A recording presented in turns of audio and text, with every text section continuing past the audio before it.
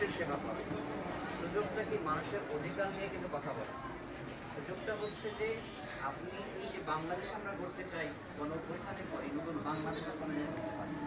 কিন্তু আপনারা যদি মনে করেন এখানে রাজনীতি করে আপনার ক্ষমতা হবে, আপনার নাম হবে, এই রাজনীতি পার্টি রাজনীতি আমরা এখানে রাজনীতিটা চাই একই রকম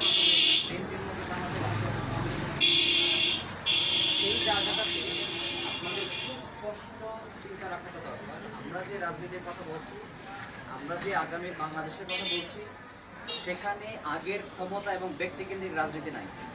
কারণ আপনারা যারা এখানে নেতা নেতৃবৃন্দ আছেন, আপনাদের কথা হলো যে আপনারা যদি কাজ করেন, আপনারা যদি মানুষের কাছে যান, আপনারা যদি মানুষের কাছে নতুন স্বপ্নের কথাগুলো বলেন, আলটিমেটলি মানুষ কিন্তু আপনাকে শুনবে। সেখান থেকে আপনি একজন নেতা হয়ে যাবেন। আপনি নেতা হওয়ার জন্য কিন্তু অন্য কোনো মেকানিজমের কোনো প্রয়োজন নাই। আপনার নেতা হওয়ার জন্য কাউকে হুমকি দেওয়ার প্রয়োজন নাই, কাউকে দমিয়ে রাখার প্রয়োজন নাই। আপনার যোগ্যতা বলেই কিন্তু আপনি একজন নেতা হয়ে যাবেন। কারণ আপনাদেরকে খেয়াল রাখতে হবে যে আপনি এখন একটা দায়িত্বে আছেন, আপনি একটা কমিটিতে আছেন, আপনি কীভাবে আপনার কমিটিটাকে বড় করতে পারেন, দলটাকে বড় করতে পারেন, আপনার সাপোর্টার বেসটা আপনি বাড়াতে পারেন। দল বড় হলে আপনি বড় হবেন। দল যদি বড় না হয়, আমরা যেরকম আছে সেরকম থেকে যাব। তো সেক্ষেত্রে এই অল্প সময়ের মধ্যে আমি যেটা আপনাদেরকে বোঝাতে চাচ্ছি, আমাদের রাজনীতিটা হচ্ছে নতুন ধারার রাজনীতি।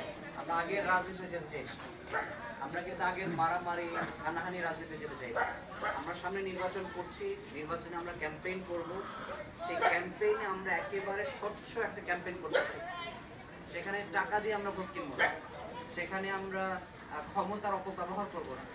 আমরা স্বচ্ছভাবে যদি মানুষের কাছে যাই, মানুষের কাছে বোঝাই, মানুষ আমাদের কাছে আসবে না, আমাদের কথা তো শুনবে। আর আমাদের কথা শুনলেই কিন্তু আমাদেরকে ভোট দেবে। আগের অবস্থা আমরা যেতে চাই না তো, টাকা দিয়ে মারামারি করে। আলটিমেটলি যেটা হচ্ছে, যে লোকটা কয়েক কোটি টাকা খরচ করতেছে, যেমন ধরেন এখানকার একজন এমপি ক্যান্ডিডেট 2 কোটি টাকা খরচ করলো, সেই টাকা সে কোথা থেকে পাচ্ছে?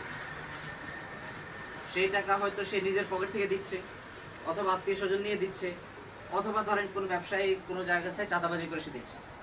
আপনার কি মনে হয় যে লোকটা 2 কোটি টাকা খরচ করে সংসদে গেলে সে আপনার জন্য কাজ করবে? আমি আজকে আপনাদের এখানে এসে কথা বলছি, আমি যদি 2 কোটি টাকা খরচ করি, আমি কি 2 দিন পর যখন এমপি হব আপনাদের সামনে আসবো? আসবো না তো। আমি তো টাকা দিয়ে এমপি হয়েছি। কিন্তু আমরা যদি টাকা দিয়ে এমপি না হই, আমরা যদি আমাদের কথা দিয়ে এমপি হই, আমরা যদি আমাদের সংসদ সদস্যে সংসদে এমন লোক পাঠাই যারা হচ্ছে আপনার এই মানুষকে স্বপ্ন দেখিয়ে, মানুষকে তাদের পলিসি দিয়ে, মানুষকে যদি বোঝাতে পারে কেন সেই সংসদ সদস্য হওয়ার যোগ্য, সেই কারণেই যদি তারা ভোটটা দেয়, তখন যেটা হবে, তখন নির্বাচিত হয়ে কিন্তু তাদের জন্যই কাজ করবে। আজকে যখন আপনি দেশের জন্য, নাগরিকদের জন্য আপনি কাজ করছেন, রাস্তায় নামতেছেন, কথা বলতেছেন,